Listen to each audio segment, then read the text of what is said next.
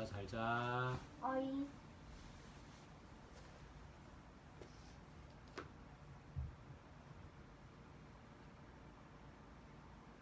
화왕계를 들려준 설총. 통일신라 7세기. 신문왕이 나라를 다스릴 때의 일이에요. 설총이라는 이름난 학자가 있었어요. 설총은 원효 스님과 요석공주의 아들로 태어났어요. 어려서부터 영리하고 재주가 많아 일찍이 학문을 배웠지요. 좀 더 자라서는 유교와 역사에 대해서 모르는 게 없을 정도였어요. 당시 백성들은 한문을 어려워했어요. 설총은 누구나 쉽게 한문을 읽을 수 있게 이두라는 글자를 만들었어요. 무더운 여름날이었어요. 신문왕이 설총을 궁궐로 불렀어요. 오늘은 며칠째 내리던 비가 그치고 활짝 개었소. 남쪽에서 바람이 불어오고 궁궐 안에 꽃향기가 그윽하오. 이런 날은 맛있는 음식과 아름다운 음악이 있다고 해도 좋은 이야기에 비할 수 있겠소? 그대가 재미난 이야기를 좀 들려주시오. 설총은 잠시 생각하다가 입을 열었어요. 임금님께 화왕의 이야기를 해드리겠습니다. 화왕? 꽃의 왕을 말하는 거요. 그렇습니다. 임금님께서 우리나라의 왕이시듯 꽃의 나라에도 왕이 있습니다. 설총은 미소를 지으며 이야기를 시작했어요. 아주 오랜 옛날 꽃의 왕, 화왕은 모란이었어요. 따뜻한 봄이 되자 화왕은 마침내 꽃을 피웠지요. 임금님이 아름다운 꽃을 피우셨대. 정말? 꽃도 구경할 겸 임금님께 인사드리러 가자. 멀고 가까운 곳에서 꽃들이 다투어 화왕을 보러 왔어요. 그러던 어느 날 눈부시게 아름다운 여인이 사뿐사뿐 걸어왔어요. 화왕은 그 여인에게서 눈을 떼지 못했어요. 붉은 얼굴과 고운 향기, 참으로 아름답구나. 내가 온갖 꽃을 보았지만 저렇게 예쁜 꽃은 처음이야. 여인은 화왕 앞으로 나아가 인사를 올렸어요. 저는 장미라고 합니다. 어려서부터 눈처럼 흰 모래밭에서 거울처럼 맑은 바다를 보며 살았어요. 또한 봄비에 목욕하여 때를 씻어내고 맑은 바람을 쐬면서 지냈어요. 임금님을 가까이서 모시고자 이렇게 찾아왔답니다. 화왕은 아름다운 여인에게 마음을 온통 빼앗겨 버렸어요. 잠시 뒤 꼬부랑 노인이 나타났어요. 허리에 가죽띠를 두르고 허름한 베옷을 입었는데 머리카락은 하얗게 새고 허리는 꼬부라졌어요. 노인은 지팡이를 짚고 비틀비틀 걸어왔어요. 화왕은 눈살을 찌푸렸어요. 어디서 이런 볼품없는 늙은이가 찾아왔지? 앞서 본 미인의 모습과 달라도 너무 달랐어요. 노인은 공손하게 엎드려 아뢰었어요. 저는 성문 밖 큰 길가에 사는 백두홍 할미꽃이라고 합니다. 아래로는 아득하게 펼쳐진 너른 들판을 내려다보고 위로는 우뚝 솟은 산봉우리를 올려다보며 살았지요. 제가 오늘 임금님을 만나 뵈니 신하들이 차려주는 좋은 음식으로 배를 채우시고 향기로운 차와 술로 정신을 맑게 하시는 것 같군요. 하지만 좋은 약으로 기운을 북돋우고 독한 침으로 몸속의 독을 없애야 하지 않을까요? 그때 화왕 옆에 있던 신하가 물었어요. 임금님, 저 둘 가운데 누구를 신하로 삼고 누구를 돌려보내시렵니까? 화왕은 고개를 갸웃거리며 한참을 망설였어요. 저 늙은이의 말이 100번 옳다. 그러나 아름다운 여인을 얻기도 쉬운 일이 아니지. 어느 쪽도 버리기 아까우니 이를 어쩐다지? 화왕이 계속 머뭇거리자 백두홍이 나섰어요. 임금님은 총명하시어 무엇이 옳고 그른지 금세 판단할 거라고 생각했습니다. 하지만 지금 보니 그렇지 않군요. 예로부터 바른 말 하는 사람을 멀리하고 아첨하는 사람을 가까이 하는 임금이 많다고 했습니다. 화왕은 백두홍의 말을 듣고 속이 뜨끔했어요. 백두홍은 힘찬 목소리로 말을 이어갔어요. 맹자는 좋은 때를 만나지 못한 채 삶을 마쳤고 풍당은 머리가 하얗게 새도록 낮은 벼슬에 머물렀어요. 풍당, 중국 한나라 때의 훌륭한 신하. 훌륭한 분들이 그랬는데 저라고 별 수 있겠습니까? 화왕은 잠시나마 미인에게 마음을 빼앗겼던 것이 부끄러웠어요. 그래서 얼른 백두홍에게 사과했지요. 아, 내가 잘못했소. 정말 잘못했소. 설총의 이야기가 끝나자 한동안 생각에 잠겼던 신문왕이 고개를 끄덕이며 말했어요. 정말 뜻깊은 이야기요. 이야기를 듣고 보니 내가 어리석었음을 알겠소. 이 이야기를 글로 남겨서 뒷날 임금들이 읽고 교훈을 얻게 해야겠소. 신문왕은 설총에게 높은 벼슬을 내렸어요. 설총은 왕에게 충성하며 충고를 아끼지 않았어요. 신문왕은 설총의 충고에 힘입어 나라를 잘 다스렸어요. 설총은 학문이 깊고 글을 잘 지었어요. 그래서 강수, 최치원과 더불어 신라를 대표하는 새 문장가로 꼽힌답니다. 화왕계를 들려준 설총. 설총. 삼국사기에는 설총이 신문왕에게 들려주었다는 화왕계 이야기가 실려 있어요.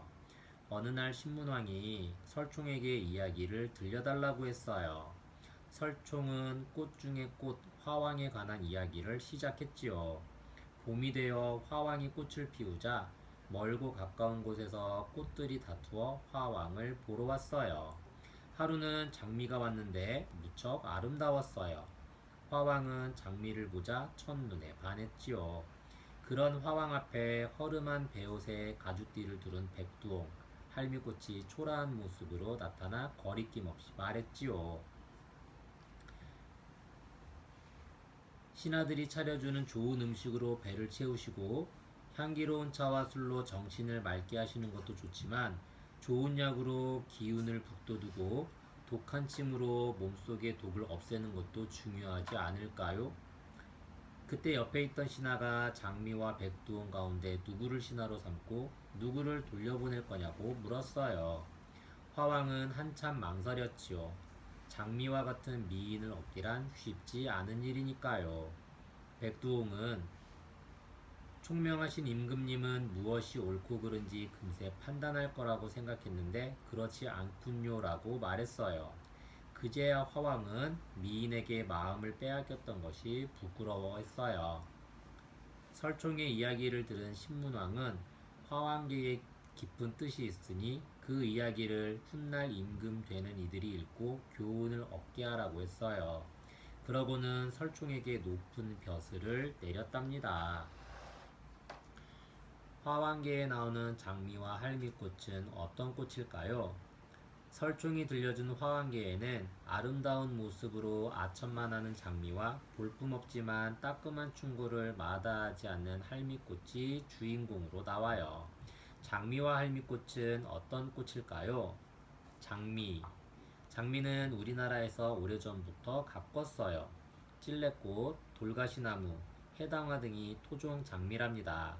화왕계를 통해 우리나라에서도 일찍이 장미를 가까이 두고 즐겼다는 사실을 알 수 있어요. 장미는 세계적으로 가장 아름다운 꽃 가운데 하나로 여겼어요. 향이 짙고 색이 화려해 장식용이나 선물용으로 많이 쓰여요. 할미꽃.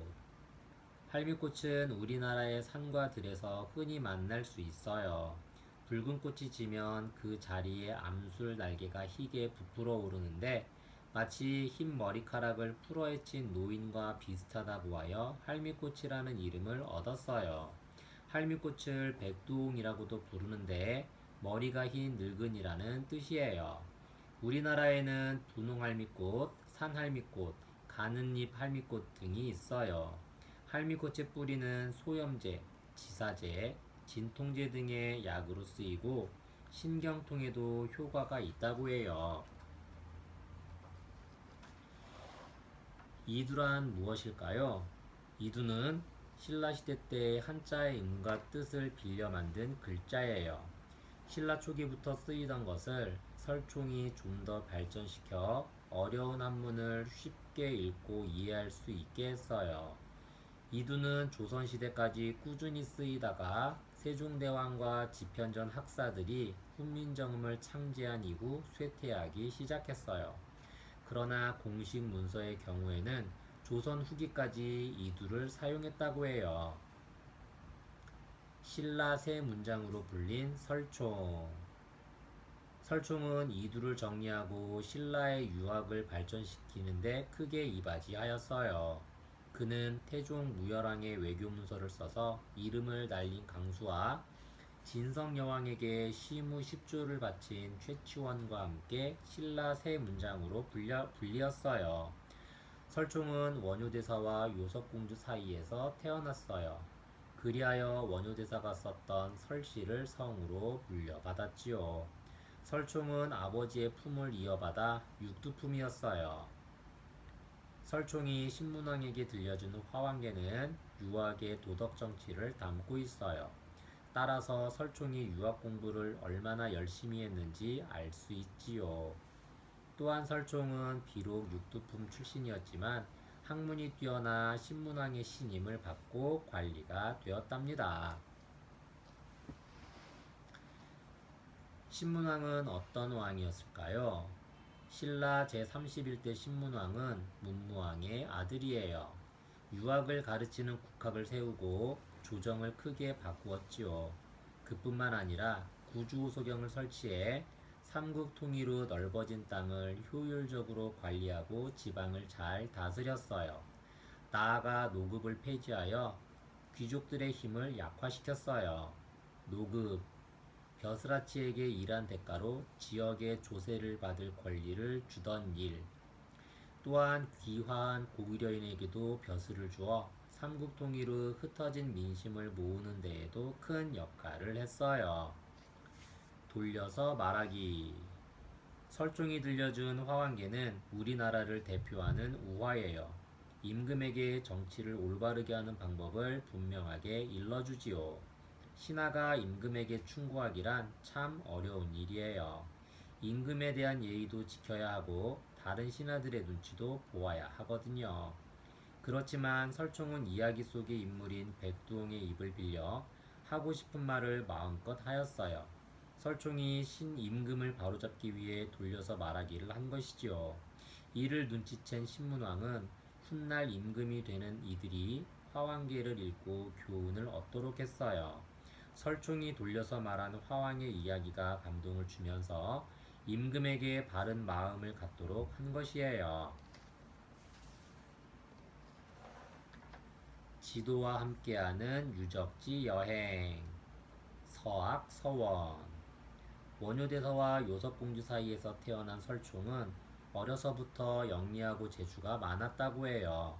신문왕에게 화왕계 이야기를 들려주어서 높은 벼슬에 오른 그는 이두를 정리하고 신라의 유학을 발전시키는데 크게 이바지하였어요. 설총은 현재 경주 서학서원에 모셔져 있어요.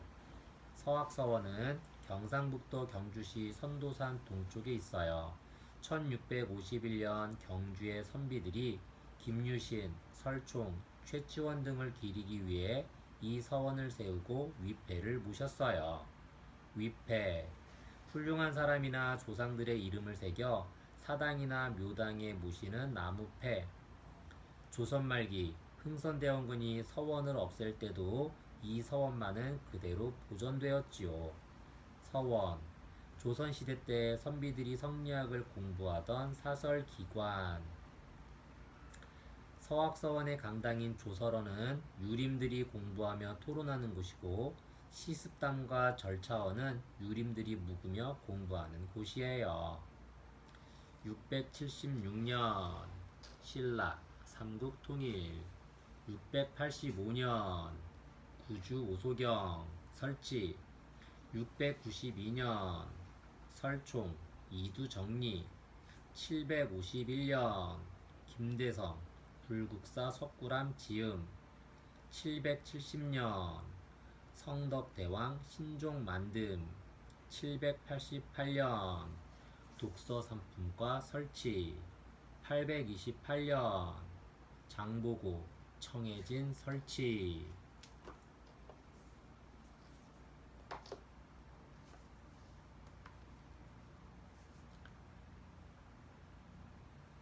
서방 정토로 간 광덕과 엄장.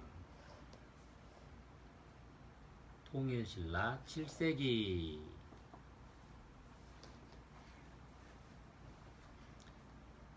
신라 문무왕 때 광덕과 엄장이라는 두 스님이 있었어요.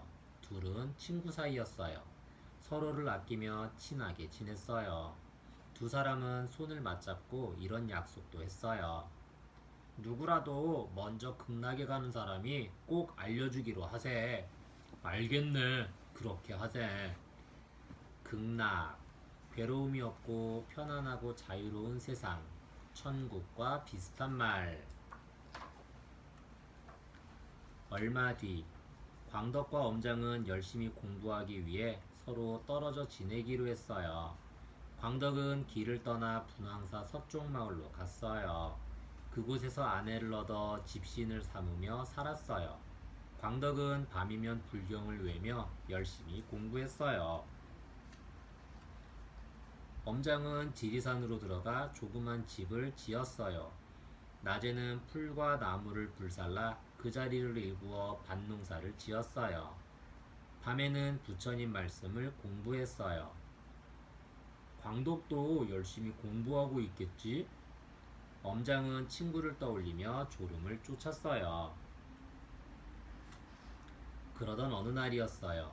저녁 노을이 붉게 타오르고 있을 때 창밖에서 음악 소리에 실려 사람 소리가 들렸어요. 나는 이제 극락으로 간다네. 자네도 잘 지내다가 나를 따라오게. 엄장은 깜짝 놀랐어요. 그것은 틀림없는 광덕의 목소리였어요. 엄장은 얼른 바깥으로 뛰어나갔어요. 아름다운 음악 소리는 구름 위에서 들려왔어요. 이윽고 구름 속에서 찬란한 빛이 쏟아져 나와 땅까지 드리워졌어요. 광덕이 나보다 먼저 극락으로 간 것인가? 그날 밤 엄장은 잠을 이룰 수 없었어요. 뜬 눈으로 밤을 새운 엄장은 날이 밝자마자 광덕의 집으로 달려갔어요. 아니나 다를까 광덕은 이미 죽었어요. 광덕의 아내가 말했어요. 스님께서는 어제 해질 무렵에 돌아가셨어요. 역시 그랬군요. 어제 광덕의 목소리가 들려 이상하다 했더니 나보다 먼저 극락으로 갔군요. 엄장은 광덕의 아내와 함께 정성껏 장사를 지냈어요. 엄장은 집으로 오는 발걸음이 선뜻 떨어지지 않았어요. 홀로 남은 광덕의 아내가 걱정스러웠어요. 이제 혼자 지내셔야 합니다. 괜찮으시겠습니까? 광덕의 아내는 아무 말이 없었어요. 엄장은 잠시 생각하다가 물었어요. 저와 함께 지내는 것이 어떻겠습니까? 광덕의 아내는 고개를 끄덕였어요.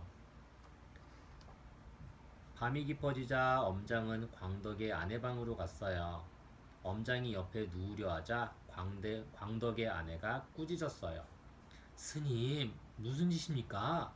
이러고도 극락에 가려 하는 것은 나무에 올라가 물고기를 찾는 것과 같습니다.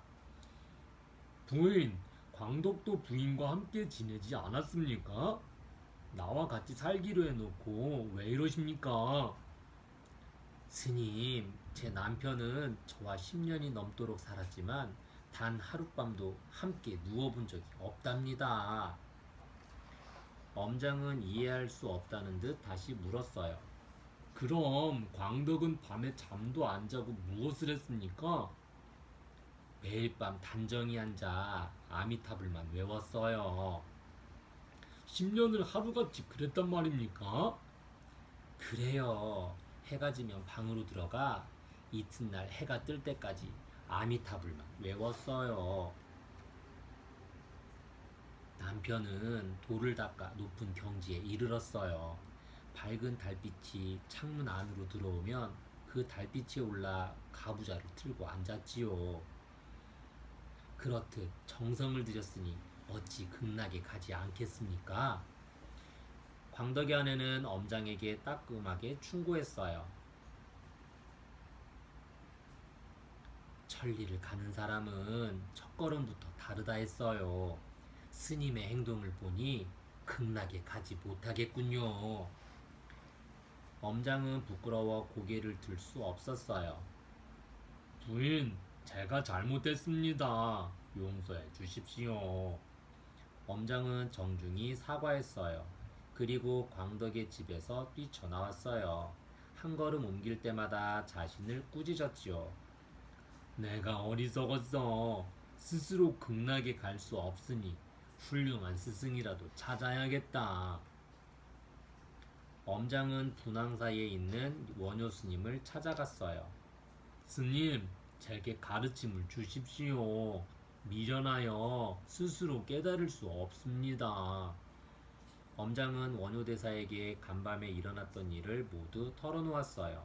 원효대사가 껄껄 웃으며 말했어요.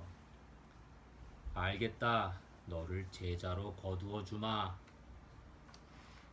원효대사는 엄장에게 가르침을 주었어요. 엄장은 스승의 가르침에 따라 몸과 마음을 깨끗이 하고 아미타불을 외우고 또 외웠어요. 그리하여 엄장도 마침내 광덕의 뒤를 따라 아미타불이 머무는 극락으로 갔어요. 엄장에게 따끔한 충고를 해준 광덕의 아내는 보통 사람이 아니었어요. 잠시 인간의 모습으로 나타난 자비로운 관세음 보살이었답니다. 서방 정토로 간 광덕과 엄장. 광덕과 엄장. 광덕과 엄장에 대한 이야기는 삼국유사에 실려 있어요. 신라 제30대 문무왕 때 친한 친구 사이였던 두 스님은 서방 정토인 극락에 먼저 가는 사람이 반드시 알려주기로 하고 저마다 수행의 길을 떠났어요. 광덕은 분황사 서쪽 마을에서 신발을 만들며 아내와 함께 살았고 엄장은 남학에 조그만 집을 짓고 살면서 밭농사를 지었어요. 그러던 어느 날 저녁 엄장의 집 창밖에서 나는 이제 극락으로 가니 잘 지내다가 날 따라오게 하는 광덕의 목소리가 들려왔어요. 깜짝 놀란 엄장이 이튿날 아침 광덕의 집을 찾아가니 광덕은 이미 세상을 떠나고 없었어요. 엄장은 곧 광덕의 아내와 함께 장사를 지내고 같이 집으로 돌아왔어요.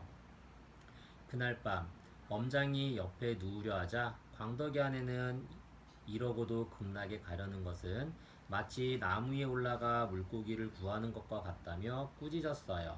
그리고 광덕 스님은 10년이 넘도록 매일 밤 단정히 앉아 아미타불의 이름을 외워 극락에 간 거라고 했어요.